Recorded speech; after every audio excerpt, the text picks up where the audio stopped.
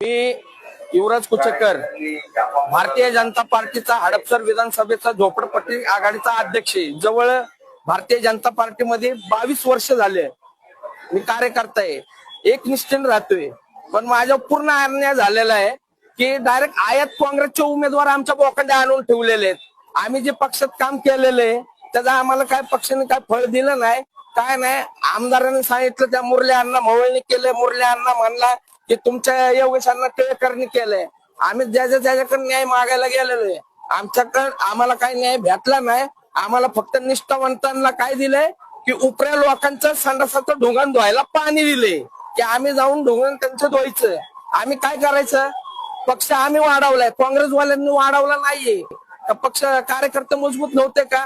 हे अन्याय झालेला आहे. अक्षरशः जे झाले ना चुकीचं झालेलं आहे. मी तर काय पेटवून घेणार नाही, पण ही आपाप पेटणार आहे. का की बीजेपीचे जे आहेत उमेदवार ते 100% नाही 110% पडणार आहे. आणि हा शब्द माझा एका मागाचा आहे. हा मर्यादा लक्ष्मी आहे. जय मांगीर बाबा, जय लवजी.